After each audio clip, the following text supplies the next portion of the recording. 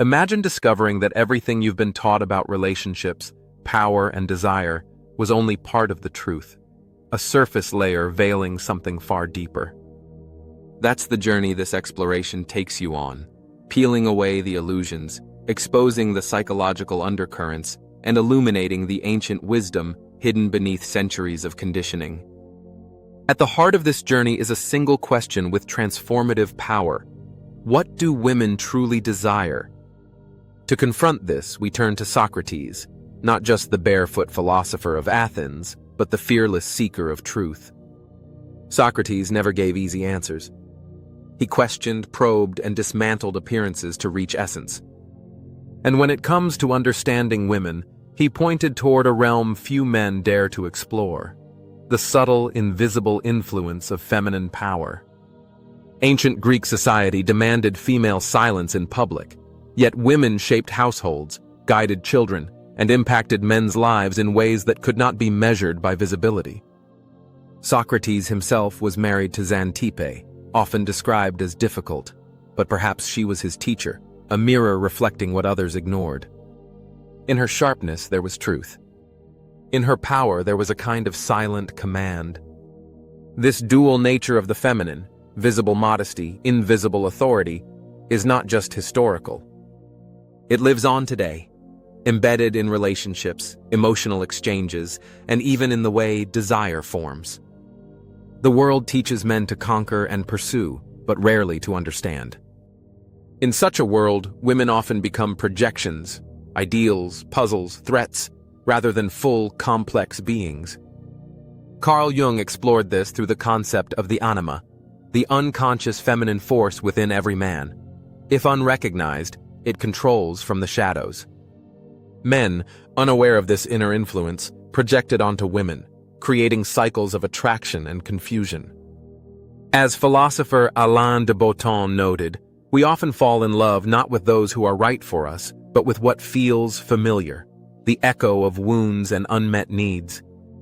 This is the hidden dynamic Socrates would urge us to investigate, not merely what women want, but what we assume they want, and how those assumptions shape how we love, how we fear, and how we fail. In reality, feminine power isn't about domination.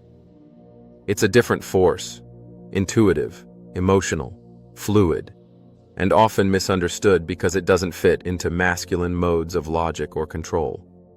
It manifests in energy, in presence, in silence. And many women, whether consciously or not, have learned to navigate a world that doesn't fully hear them by cultivating this subtle influence. This is not manipulation. It's adaptation. Women pass down this wisdom not in manifestos but in instincts, survival strategies in a world that rewards their silence and penalizes confrontation. And when a man begins to see this, truly see, the dynamics change. But most men aren't ready. Why? Because this awakening requires confronting what's inside: childhood wounds, insecurities, the roles we inherited rather than chose. The masculine script promotes domination, not depth. Yet depth is what the feminine seeks. A woman may test a man not to manipulate, but to reveal. She wants to feel whether he can hold the energy she embodies, the chaos, the beauty, the emotion, the truth. That test is not verbal. It's energetic. Most men fail because they react with withdrawal, aggression, defensiveness, rather than respond with presence. To hold feminine power, a man must first hold himself. Emotional sovereignty, not dominance, is what she longs to meet. This is the sacred mystery Socrates, Jung, and mystics across time have hinted at. Love is not performance. It's not possession. It's transformation. And transformation begins with the death of illusion. In Plato's Symposium, Socrates tells of Diotima, a woman who teaches him that love evolves from physical desire to the beauty of soul, then to the eternal. This ascent, this ladder of love, is what most never climb because it requires surrender.